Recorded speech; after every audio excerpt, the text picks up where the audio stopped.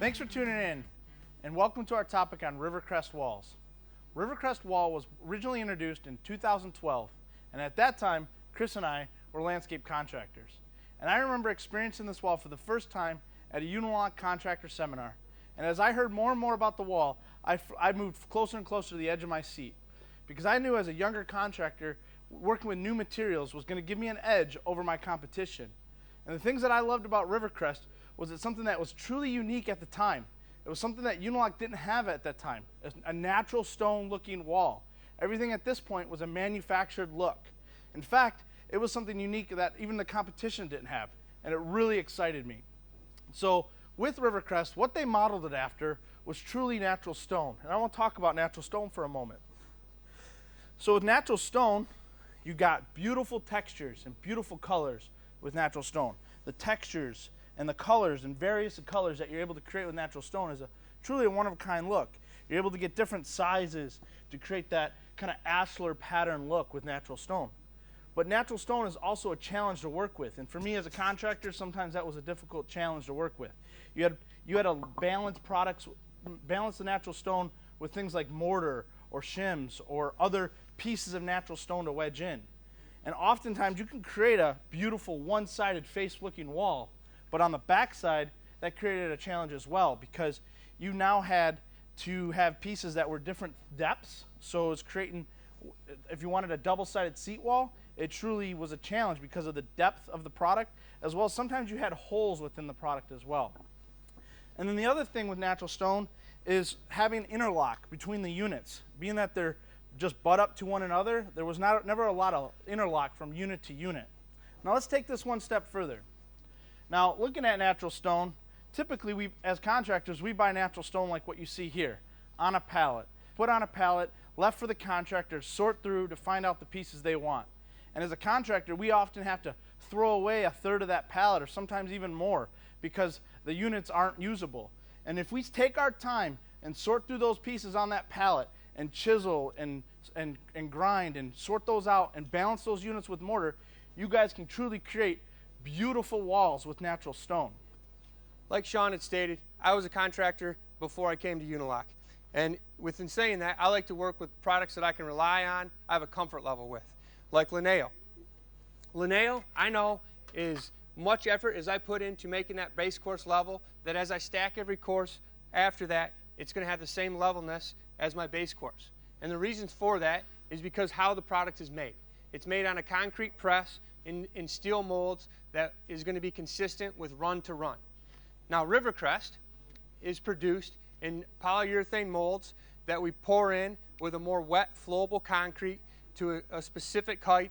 And in saying that, with us just pouring that in, we don't know exactly if we can get that product to that exact same measurement every time.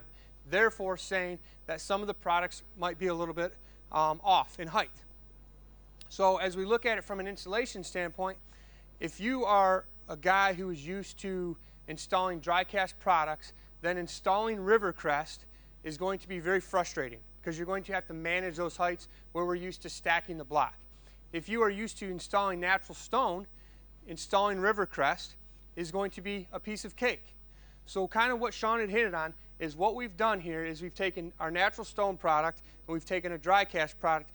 Rivercrest is a hybrid of both of those products. We got the best of both worlds, and we achieve a natural look with this wet cast product.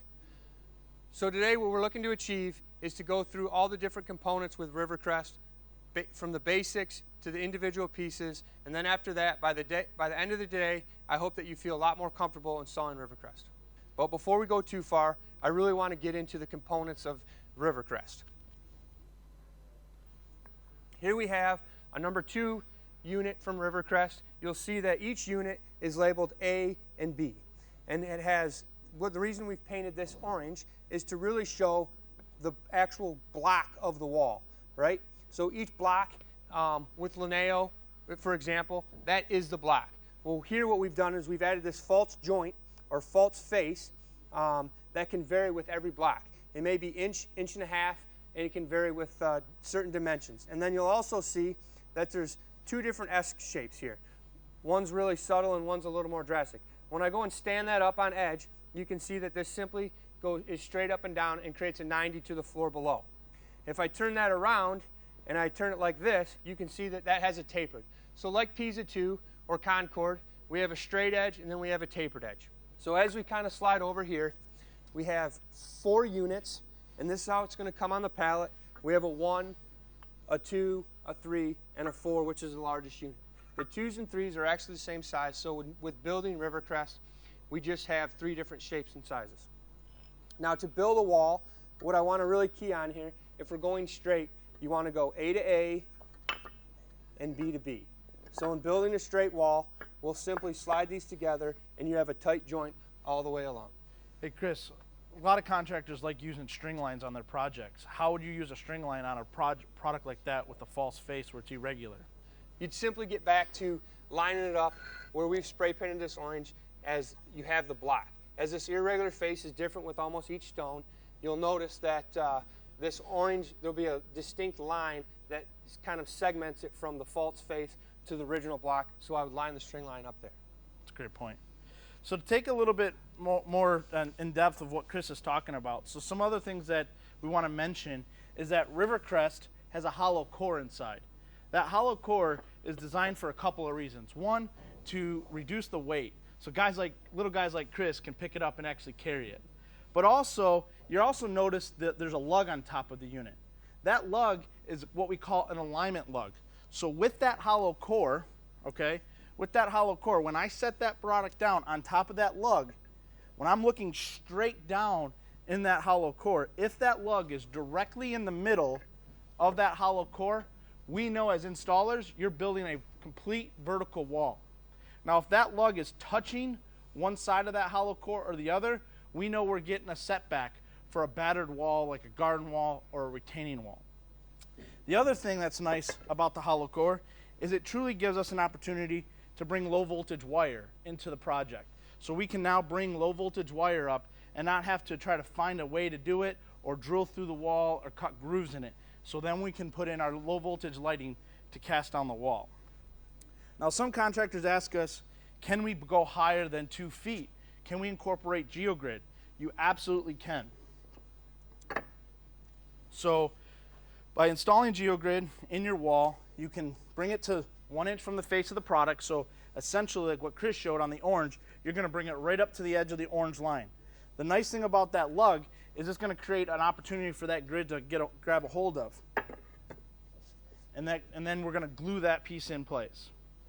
And then lastly, I want to talk about the hollow core, is if you guys are building a seat wall and you want some more mass, and a lot of us as contractors like to over-engineer or really put our stamp on the job to make it strong. Some of you guys can come in with like a number 8 or a number 9 stone or even pea stone and fill the voids with that wall and fill it all the way up to the top. And this is going to create a true mass of the wall. So now Kris talked about the A and the B side. We're going to talk about how you take that A and B concept like you did with the straight and show you how to do it with curved walls.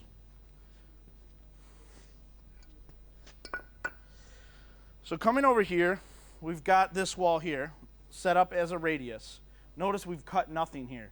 As Kris talked about, that B side is a option for us to create tapered walls. So as he showed you, as he set it up on the A side, it truly makes a straight wall like what you saw there.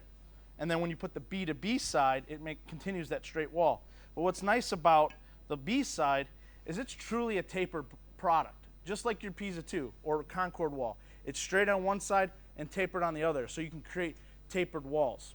So if we want to create a true curved wall, this is how you would do it. You'd start off with, in this case, I'm starting off with a number 3. I'm going the B side, and then I'm going to match up the A side to the B side. And then I'm going to go B to A, B to A. So let's say I've got a nice sweeping curve, but I want to go the other way now. How do we do that? You can truly do that really easily. So in this case, I've got a B. I'm going to go B to straighten it back out so I can start my radius coming back. Now I've got A to B, A to B, A to B. So you can see here, we've truly made a nice S-curve with the product with no cuts. Now I want to take it a little bit step further with curved walls. Take a look at this project back here. This curved seat wall that you see here, believe it or not, was achieved with 0 cuts other than at the pillar and of course cutting your coping. How did they do that? And that's the power of the S-curve. Now, let's take the S-curve and talk a little bit about that a little bit more. I talked about that natural stone not having strength between unit to unit as far as pushing and pulling out. That S-curve allows this product, once it's glued in place, to have connectivity along those S-curves from pulling out and pushing out. So that is a true benefit. The S-curve also allows you to create radiuses and adjust this radius that you see here. So if you look through the textures of the joints, you see we have tight joints, we have bigger joints, even bigger, we're back to tight, and then we're big again. So one thing you're able to do with Rivercrest is as you start to stack your next course, you can actually open up these joints. Now obviously you would do that before you stack your next course. So if I want to make that radius not as tight like that seat wall you see behind me, you can open this up on the back side. We still got lockup with that S-curve. Now take a look at that joint there. As I set this block down, that joint, still a natural stone joint like that false face that Kris talked about, I'm able to open it or close it to create that look for that radius that we're trying to achieve. At this point, you've got the great understanding of the standard wall blocks of the 2 1/4 inch units. We're going to introduce you the next component, which is the corner unit that Kris is going to talk about. And here we have our corner unit. You can see that we have a long one and a short one. When you get a corner unit, there's 2 different sizes. With this, not only can you do 90-degree corners, which I'm going to show you here shortly, but if you decided to do a seat wall, you can just end your seat wall without a pillar and just put these at the end. And if you don't like just these 2 offsetting lines, then you can easily cut one of these to create a third dimension. But when I go to show you how to do a 90-degree corner, all you're simply going to do, we can look down here. I used a shorter 90-degree corner here. It's faced on 3 sides. So my next course, I just want to tie that back a little farther. So I'm going to slide back, and that gets me a little bit of different overhang with each course. And I'll just utilize both those 2 sizes to create a nice 90-degree corner or to end a seat wall. Now to take it a little bit further, we can come over here, and we're going to show something that's even a little more trickier. It's a 45-degree angle, right? We've already discussed on how to do straight walls, radius walls with no cuts and a 90-degree corner. Now let's talk about a 45-degree angle. Your best tool here is just going to be your everyday square. And you'll see on here there's a pivoting point that'll give you exactly like a 22 or whatever angle you're trying to look for. So we'll take this block, and if I want to cut this and make this a 45-degree angle, then I'm going to do 22.5. I'll put that square right here on the corner, and then I'm going to pivot it to that edge till I get this right at about 22.5. And you'll see the degrees right here. And then I'll simply just mark that block from the block itself. I'm not taking that to the false edge. The key is we still want to utilize that false edge that we've created with the mold. So I'll take that out and I'll cut that, and we'll create a piece just like we have here, which you can see that's a nice 45-degree angle. The benefit with Rivercrest is because of this false edge, and every piece is a little different, you can see that I get interlock with each course, and it kind of staggers left to right, left to right. When I pull these 2 units off, you'll notice that I get about a 2-inch overlap, 1.5 to 2 inches per every course. So I'll set this over. I get 2 inches of interlock. As we all know, when it comes to interlocking pillars or anything like that, the more interlock we have, the better that's going to be with the freeze and thaw process. If you want to take it one step further, we can take that same geogrid that you use, and you can glue that in between there so that when you go to stack the next course, you've really got a larger interlock in between each row. Kris, those are some awesome tips. Guys, that speed square that Kris talked about, a lot of us think of that speed square as just a 90-degree right angle. But I want you guys to take it one step further. There's a lot of tips and tricks like Kris just showed you. Just YouTube how to use a speed square. Great tips on a 45. One thing we want to talk about here now is start transitioning onto more ashlar patterned walls. Here you saw us working with the standard unit, the 2 1/4 inch unit to create curves and corners and 45s like he did here. But the next option that contractors have is introducing our jumper unit with the wall. And right here, you can see our jumper units. This is a 4 1/2 inch unit, which equals 2 of the standard units. As Kris talked about, there's a number 1, 2, 3, and 4 on the standard units and the 2 1/4. There's also the same numbers on the jumpers as well. You've got small ones, you got medium ones, and you got the big ones as well within the jumpers. Now with jumpers, it definitely creates a different thought process as far as installation. So we're going to talk about that now and talk about how to overcome some of the potential challenges and how to do this the most efficient way. Now, looking here, we're going to start off with a jumper. We're going to ultimately end with a jumper. Somewhere up here on the next course, we're going to have another jumper. Now, some thought needs to go into play when using the 2 1/4 inch units between the jumpers, okay? So in this scenario, I'm going to show you guys how to do it wrong, because I believe learning the wrong way, getting your hand slapped, putting your hand on the stove, is going to teach you how to do it the right way going forward. So in this case, we've got 2 number 4 units, the big ones, the XLs. We're going to now put 2 mediums in place. Notice there's only 1 joint on the first course. We're starting off with an A. We're going to a B because we're building a straight wall like what Kris showed a moment ago. We're going to a B to continue it straight. We're running our string line across that line there. We're going to come into an A right there. Notice now I land on that first course of the 2 1/4 with an A side. The second course I land with the B side. That jumper doesn't come into play. And guys, we don't want you cutting this product. The idea here is that this builds natural stone looking walls with a lot less effort. So no cutting, no chiseling. We're going to do this the correct way now.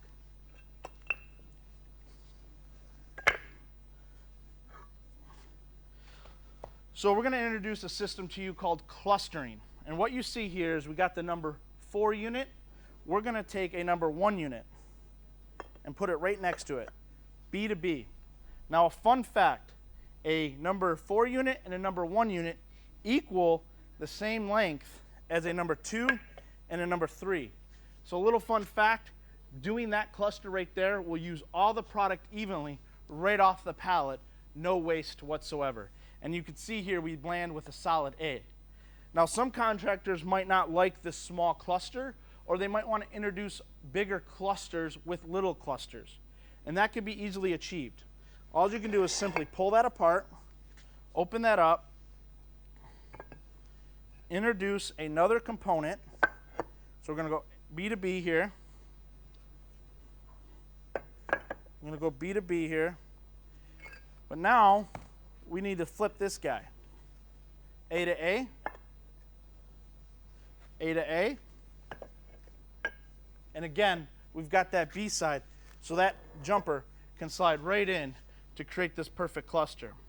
Now Kris is going to talk here in a little bit about balancing the wall. But this brings me, I'm going to foreshadow a little bit to balance on the wall. Our next jumper, we should start that jumper right in the middle of that cluster. So I'm going to go ahead and take a number 4 unit, that large unit, and we're going to balance that wall right in the middle of that cluster. And I'm going to start a cluster this way and carry on with small clusters, big clusters, even larger clusters if you like.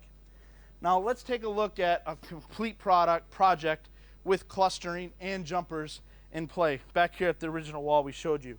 Here you can see we've got a jumper, a small cluster, which is that original cluster I showed you. And then we start opening it up with longer clusters. On this wall we've also incorporated a whole row of just 2 1/4 inch all the way down. Now this is a shorter wall. You might throw a jumper in, 2 feet down, but you're able to truly create a natural looking wall from the 2 1/4 with the jumper. Now there is one other component that's not shown here with the standard units and the jumpers, is Kris introduced the 2 1/4 inch corner unit. We want you to know that there's also a corner unit for the jumper as well, so that when you want to end or terminate a seat wall or end a wall and have a 90-degree corner, you can have that jumper randomized throughout that corner as well. So the next component we're going to talk about is the pillar unit. The pillar unit is truly one of those units that is a labor savings. It's truly designed to help you with your labor burden on your projects. This is the pillar unit here. This is a full, complete unit that is poured one time, and it's one unit. So essentially you're gonna set 8 of these to build yourself a 36-inch pillar. 8 of them come on a pallet, so one pallet builds you one pillar. With the pillar unit, you're gonna notice that the jumper has been modeled right into the face of the pillar unit, as well as the 2 1/4 inch unit is modeled right into the face of the unit. As I flip this pillar unit up and we zoom in, you're gonna notice that there's letters A, B, C, and D. What those letters represent is the face of that side. There's gonna be 4 units on the pallet just like this one right here, A, B, C, and D. There's gonna be 4 more units of the pillar units with the next consecutive letters, and those represent different faces as well than what you see on this unit here. Let me talk about another feature with the pillar unit. As you can see, you have a opening here. This is a 10-inch opening to have an opportunity to put pergola posts through there, fence posts, or even sign posts, maybe on a commercial property. But let's say that post is existing and you can't build this pillar and then slide that post down below. Let's say that post is existing. How do you work with something like that? Well, we've thought about that scenario as well. And on this A side of the A unit, you're gonna notice the jumper has a false joint right here. It's a very deep false joint. That false joint is designed for you to send your cut saw right through that false joint. We've also made a mark on top of that pillar unit so you know how to send that, where to send that saw when you're looking at it from top side down. This also comes into play when integrating your seat walls or retaining walls into a pillar, because we as contractors, we really want to make our walls and pillars lock together so we don't see that separation from pillar to unit. So on the first course on the left side of the seat wall, we're going to set a full pillar unit. We're going to start our seat wall, a butt up to it. Notice we put the A side of the standard unit up against the pillar unit, the 90-degree side. As we come down to the other side of the pillar, the seat wall, we're ending that seat wall with another pillar. You can notice here we've done a cutout. We've cut that jumper right outside of that wall. That wall is now able to integrate in, and so when we set our next wall pillar unit on top of here, we're going to be able to start the next 2 courses of wall right up against that pillar and carry on down our way. You guys are going to bring that in. We'll show you here.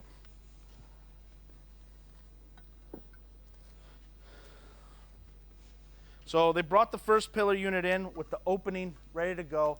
Of course, you're going to glue these in place.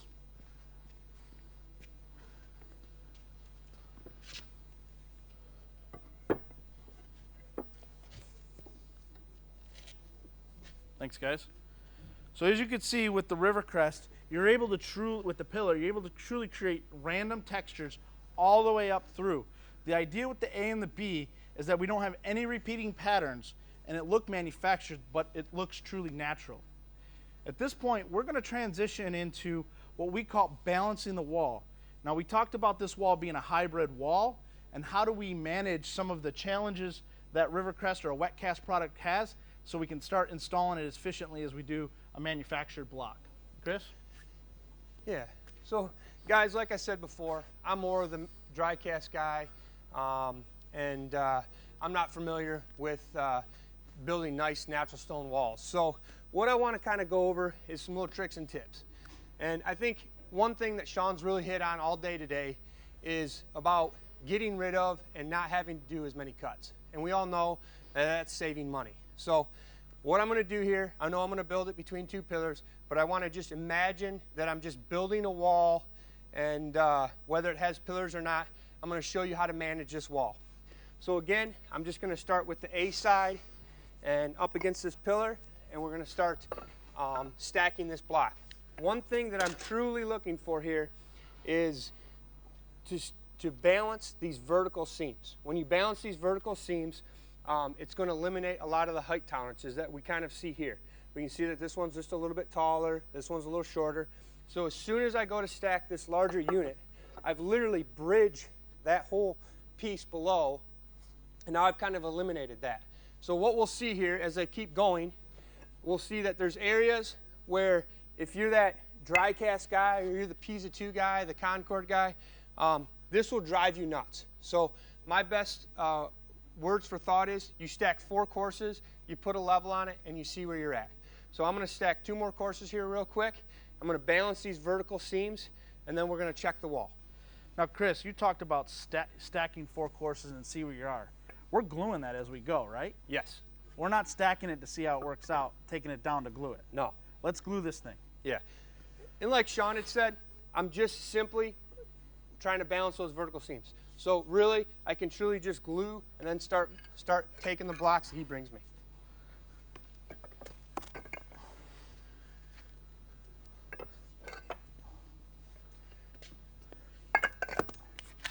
And the nice thing with that notch out again is I can easily, I don't have to cut anything, I can easily just stack that block right into that pillar.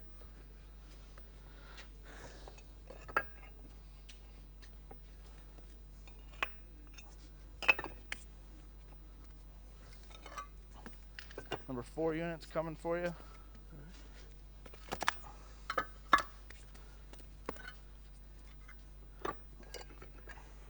And again, like Shaun had touched on before, that nub, I want to make sure that it's always kind of in the center of that void space so that I know personally that I'm stacking this wall vertical. We can kind of get away from it a little bit because walls that we're used to, you know, there's always a distinct edge, but you see this piece cantilevers over a little bit. So as long as you stay key to those lugs inside, you'll be fine.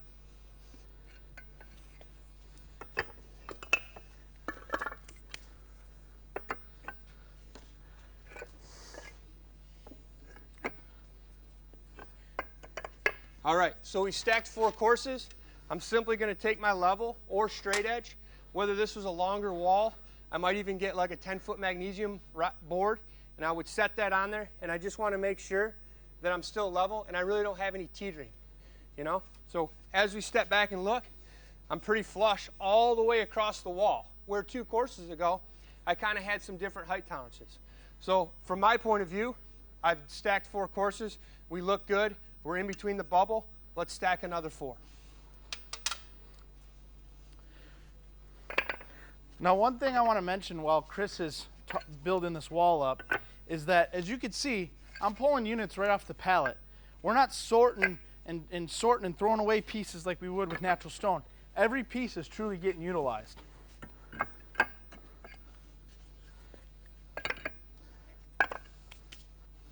Now you can see here that I've actually got one of these lugs or keyways right here in the way. So all I'm simply going to do is I'm going to chip that off with a hammer and chisel.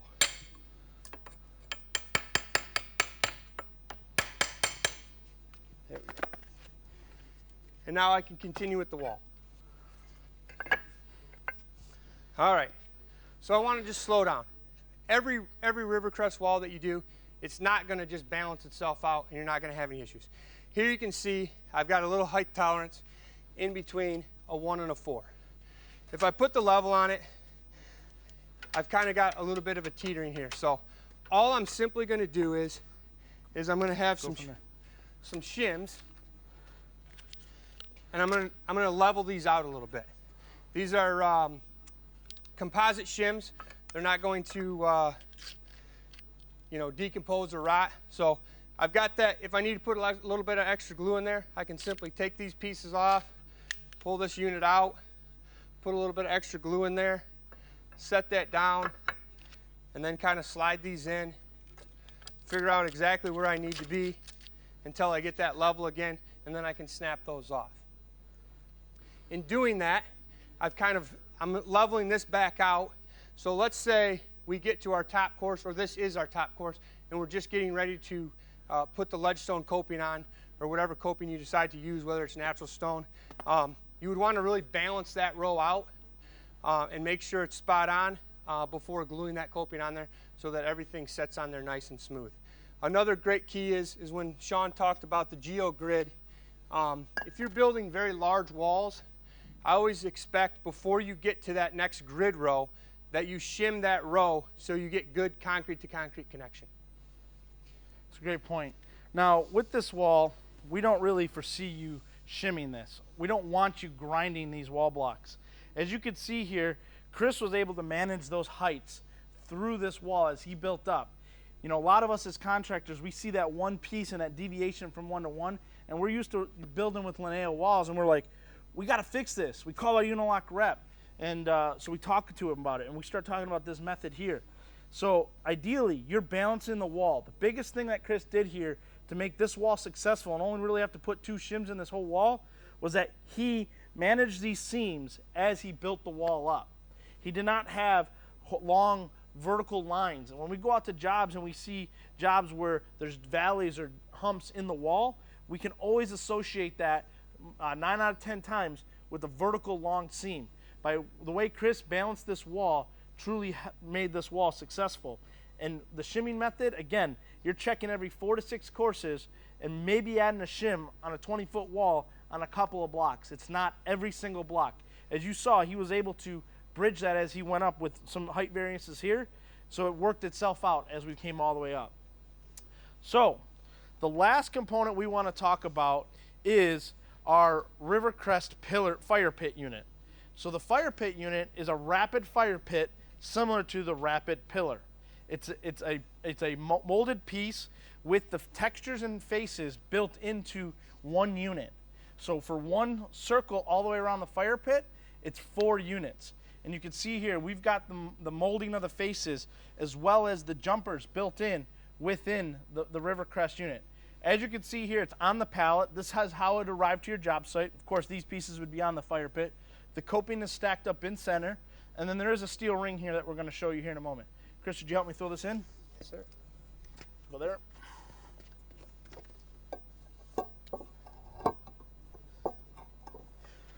Now I want you to take a look here. It also has that S-curve. So when we talked about lateral strength within the units, it has that S-curve to help with that fire pit as well.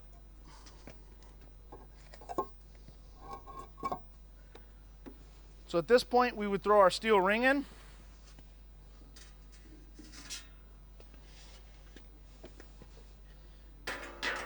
Now I'm going to hold this up just a moment. Notice the steel ring has a lip.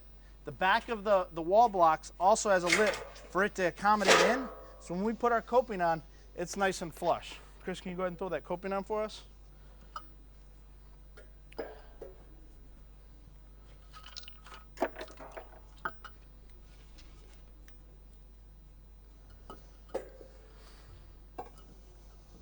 So as you can see with this coping, it is a radiused coping. It's modeled after our ledgestone to replicate the ledgestone or the natural stone characteristics of Rivercrest.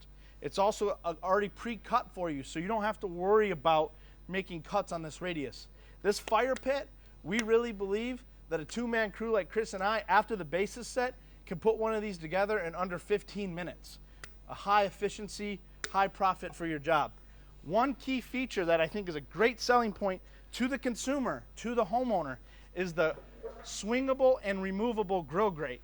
This is a grill grate that they're able to cook their steaks, their burgers right over the fire. A lot of fun and activity for people on the weekends with their kids. And then they're able to then swing it over top of the coping to pull their food off so they're not over the fire.